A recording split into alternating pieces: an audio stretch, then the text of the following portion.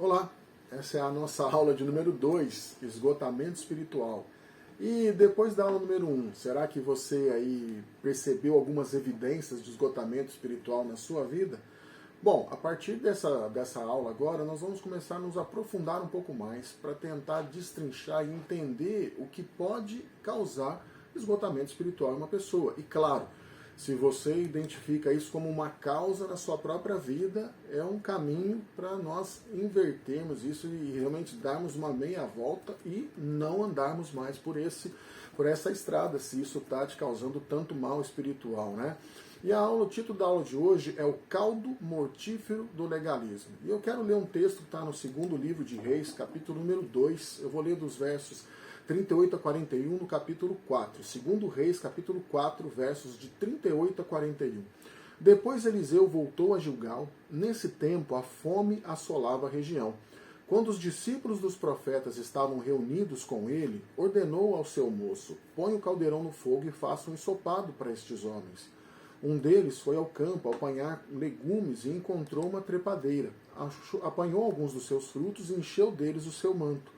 Quando voltou, cortou-os em pedaços e colocou-os no caldeirão do ensopado, embora ninguém soubesse o que era. O ensopado foi servido aos homens, mas logo que o provaram, eles gritaram: Homem de Deus, há morte na panela! E não puderam mais tomá-lo. Então Eliseu pediu um pouco de farinha, colocou no caldeirão e disse: sirvam a todos, e já não havia perigo no caldeirão. Essa é uma passagem muito conhecida, né, da morte na panela.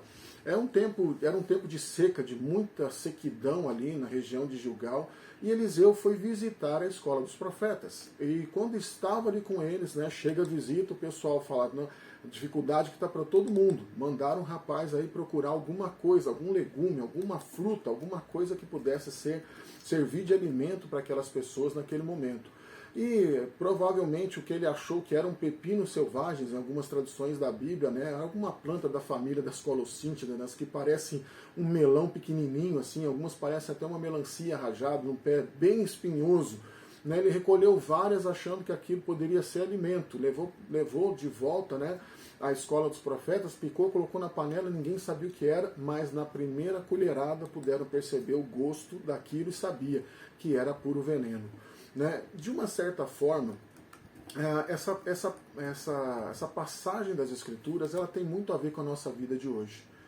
Porque, de uma forma que nós podemos dizer metafórica, nós vivemos num tempo de grande estiagem ou de grande seca espiritual. E justamente por conta disso, né, há centenas, talvez milhares, infelizmente, talvez até milhões de cristãos que estão desesperados por um pouco de alimento. E esse pouco de alimento espiritual, às vezes consumido, se torna veneno e acaba ainda destruindo a vida espiritual de uma pessoa.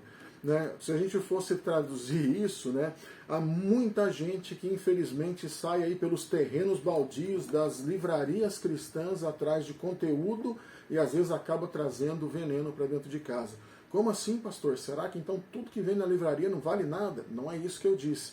Há realmente muitos livros, há material de qualidade. O problema é que há também uma grande infinidade de livros que são simplesmente água com açúcar, ou são livros de autoajuda, só porque usam o nome de Deus ou o nome de Jesus, colocam um versículo bíblico, isso não confere a essa literatura especificamente, né, algo de peso, de valor nutricional e espiritual para a vida de quem o lê. Às vezes até o contrário, é algo que vai fazer mal para a fé da pessoa. De outra forma, na grande seara do YouTube, né, quantos vídeos, quantas mensagens, quantas pregações que são puro lixo. Aí você pode dizer assim: não, você está sendo hipócrita, pastor, porque as aulas da geração de servos são transmitidas pelo YouTube. De igual forma, nem tudo que está no YouTube é ruim. Realmente nem tudo que é postado, mas há uma grande quantidade de vídeos, de devocionais, de outras coisas feitas em nome da igreja, em nome de ministérios esses ou aqueles que simplesmente são um desvio nosso, que vão nos envenenando aos poucos, trazendo doutrinas nas quais nós não estamos familiarizados, porque elas são doutrinas de homens, não é aquilo que a palavra de Deus está. E infelizmente esse é um retrato do nosso tempo. Nós vamos encontrar muitas pessoas, muitas mesmo, que estão aí simplesmente buscando onde se alimentar e às vezes, mesmo dentro da sua igreja, não conhecem muito alimento. É interessante que esse grande conteúdo, só porque eu uso o nome de Jesus, não quer dizer que ele de fato tenha valor espiritual para as nossas vidas. E uma coisa interessante, né? Quando a gente está com fome, é nítido o quanto de escolhas ruins nós acabamos fazendo. Né? Seria mais ou menos assim, você está em casa, acordou com fome, é final de mês, não deu para fazer aquela compra ainda de casa, você vai revirando os armários procurando qualquer coisa. Eu conheço gente que é capaz de pegar um pacotinho de bolacha maisena, colocar ketchup, né, mostarda, fazer um sanduíche de bolacha maisena com ketchup e mostarda e achar que aquilo é a melhor comida do mundo, porque justamente a fome baixa o nosso padrão de qualidade. Quando nós estamos saciados, a gente não come qualquer coisa. Agora, quando a gente está com fome, qualquer coisa serve. E esse é um grande problema, né? Eu separei aqui uma frase que é do autor, né, Malcolm Smith, que é o autor de Esgotamento Espiritual, que é o livro que dá base, né, para o nosso material dessa escola de discípulos, né, especificamente Esgotamento Espiritual, que eu queria ler para você aqui. Ele escreveu assim: os problemas da igreja hoje não são primordialmente falta de oração, de estudo bíblico, de fé ou de dedicação. O problema é mais profundo do que essas coisas. Alguma coisa nos tornou tão fracos que não queremos mais nem orar, nem ler a Bíblia. Eliminou-se de nós todo o entusiasmo pelas coisas de Deus. Em contrapartida, há muitas igrejas sérias, com muitas pregações de qualidade, há realmente muita oportunidade de crescer espiritualmente, mas aí o autor fala que o problema aí já não está mais no alimento ofertado, está em nós. Já há tanta fraqueza espiritual no nosso coração que nós não queremos mais nos alimentar, que nós não tomamos mais tempo para orar, porque somos fracos espiritualmente, nós nos contentamos com aquilo que vem mais fácil. Porque é só uma forma de exemplo. Você acha que simplesmente se você abrir a Bíblia e ler um versículo, sua vida está resolvida? Quanto você tem que investir de leitura nesse texto? De oração, de meditação, de repetição, de colocar esse texto em prática. E aí quando você pensa no trabalho que é um simples devocional de um versículo, aí é que está o problema. Existe qualidade algumas vezes e também existe uma fraqueza já do nosso interior e justamente isso nos debilita, nos impede de nos alimentarmos de uma forma melhor. Interessante que Jesus, né, sempre se referiu a ele como o pão vivo que desceu do céu. Em outro texto, ele diz: quem beber da água que eu lhe darei, né, nunca mais terá sede. Então ele sempre ofereceu alimento, né, de qualidade para nós. Atos capítulo 5, verso 20, né, se eu não me engano, é a passagem que o anjo liberta, né, Pedro da prisão, e ele fala: vão ao templo e transmitam ao povo essa mensagem de vida. Quer dizer, a mensagem de Jesus é vida. E não somente vida, é vida em abundância. Então não é impossível que uma pessoa vá até Jesus em busca de alimento e ele volte faminto. Então o problema não está no alimento que nós recebemos. O problema às vezes é mais interno e o problema está na nossa debilidade, na nossa fraqueza, no nosso esgotamento espiritual. Então mesmo que tenhamos alimento, nós não nos alimentamos bem. E como entender isso? Como isso pode ter se tornado realidade na nossa vida? Afinal, a resposta é simples, mas ela chega a ser perturbadora. Ou, em outras formas, a resposta é simples na sua definição, mas ela é complexa nos desdobramentos. E eu chamo isso de farisaísmo moderno. O que eram os fariseus? Os fariseus eram uma seita que existia já antes do Senhor Jesus Cristo, que se você quisesse saber qualquer coisa sobre a lei, qualquer coisa sobre os mandamentos, qualquer coisa sobre a vida que Deus desejava do homem, você tinha que falar com o fariseu. Só que isso não fazia desses fariseus pessoas melhores, porque boa parte, se não mais da metade do seu ministério nessa terra, o Senhor Jesus passou combatendo o ensino farisaico, ou o ensino dos fariseus. ou chamando os fariseus, por exemplo, de sepulcro caiado, dizendo que por fora era uma sepultura linda, ornamentada, mas por dentro estava cheio de morte. Em outro texto ele diz que um fariseu atravessava a terra para tentar ganhar um novo convertido, e quando essa pessoa se convertia, esse fariseu fazia dele uma pessoa 2 vezes mais filha do inferno do que o próprio que o havia ganhado para sua causa.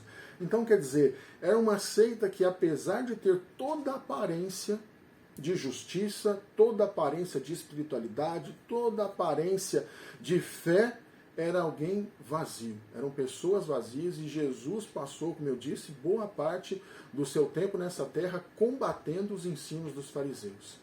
E isso é uma coisa que nós precisamos perceber, porque esse legalismo moderno, né, esse farisaísmo, isso vai produzir na nossa vida só religiosidade, regras e regulamentos. Não estou dizendo que as regras e regulamentos sejam ruins. Realmente nós precisamos fazer o que é certo, precisamos fazer o que é correto, temos que buscar a santidade. A Bíblia tem milhares, né, de ensinos para nós do que fazer e o que não fazer. Mas o problema é que, para uma pessoa, um fariseu moderno, religiosidade, legalismo, regras e regulamentos é tudo o que importa. Então, de alguma forma, eles estão tão vazios e tão sedentos que eles comeriam o mesmo veneno que nós falamos agora do texto lá de 2 Reis. São pessoas que sairiam pelos terrenos baldios para comer qualquer coisa, porque simplesmente estão tão desesperados que eles fariam qualquer coisa, né? E esse qualquer coisa, infelizmente, nós vamos encontrar até em muitos cristãos sinceros hoje. Lembra que nós falamos dos pastores lá? Né? Você pode ter um pastor em ascensão e realmente ele viveu um legalismo. Nós podemos ter líderes do ministério que realmente deslancha dentro da igreja, mas serem pessoas religiosas. Nós podemos ter crentes que parecem muito sinceros, e em verdade a busca deles é sincera, mas na verdade eles estão tão presos, acorrentados a regras e regulamentos, que isso vai desgastando, e simplesmente essa forma de religião simplesmente vai matando essas pessoas aos poucos. E justamente depois, quando você percebe, quando o negócio entornou, quando realmente já é tarde demais, né? A religião, né, de uma certa forma, é uma palavra que vem do latim, né, religare, significa nos voltar, ou nos ligar de novo, voltar à ligação que nós tínhamos com Deus antes. O problema é que a religião por si só, ela não tem essa capacidade. Ela não consegue nos ligar a Deus. É o próprio Deus que enviou o seu Filho Jesus Cristo para ser o mediador entre nós e o próprio Deus. É por meio de Cristo que nós podemos nos religar ao Senhor. Só que o problema é quando nós achamos que os nossos feitos, as nossas regras, os nossos parâmetros são capazes de estabelecer um modo de vida que vai agradar o Senhor. A religião, ela leva a pessoa a fortemente unir-se a um voto de guardar regras que vão governar a vida dela, a conduta dela, os rituais dela, as fórmulas de vida dela, e ela acha que quanto mais ela fizer isso, quanto mais ela ficar presa nisso, quanto mais ela obedecer 100% disso, mais da presença de Deus ela vai ter. Só que é o contrário. Não que você não deva estabelecer um tempo para poder viver a santidade de Deus. O problema é que quando nós colocamos essas regras acima, achando que dessa forma nós vamos alcançar algum favor de Deus. Jesus resumiu a lei e os profetas da seguinte forma: amar a Deus sobre todas as coisas e amar ao seu próximo como a si mesmo. O legalismo, por outro lado, irmãos, ele fica perturbado, né, com essa simplicidade. Porque ele entende que ele precisa de regras, ele precisa de rituais, ele precisa de formas, ele precisa passar tantas horas fazendo tantas coisas para poder alcançar isso, quando na verdade Jesus disse é simples: ama a Deus sobre todas as coisas e ama seu próximo como se fosse você mesmo. E eu queria mais ou menos terminar essa aula lendo um texto que está em Mateus capítulo 11, dos versos 28 a 30. Jesus disse assim: vinde a mim todos os que estáis cansados e sobrecarregados, e eu vos aliviarei. Tomai sobre vós o meu jugo, e aprendei de mim, porque eu sou manso e humilde de coração, e encontrarei descanso para as vossas almas, porque o meu jugo é suave e o meu fardo é leve. De uma certa forma, a gente poderia contextualizar esse mesmo versículo na vida de uma pessoa legalista ou de uma pessoa religiosa e colocar da seguinte forma, né? A gente poderia contextualizar o texto assim: vinde a mim, Jesus dizendo, né? Todos os que estão queimados espiritualmente, esgotados de toda força espiritual ou exaustos na sua tentativa de agradar a Deus. E então vocês encontrarão descanso para a sua alma. O problema é que nós vivemos assim, queimados espiritualmente, esgotados da nossa força ou exaustos de tanto tentar agradar a Deus e a gente não consegue. Esse é o legalismo, o veneno que está dentro da panela. Esse legalismo que é capaz de nos matar. O esgotamento espiritual, irmão, só ocorre quando nós falhamos em ir até Jesus. Então, nesse momento, nós temos que começar a nossa jornada por meio dele. E então, conforme nós avançamos nele, nós vamos compreender tudo que a gente precisa para a nossa vida espiritual, colocando para fora todo esgotamento espiritual. Fica por aqui a aula número 2. Até a próxima aula, em nome de Jesus.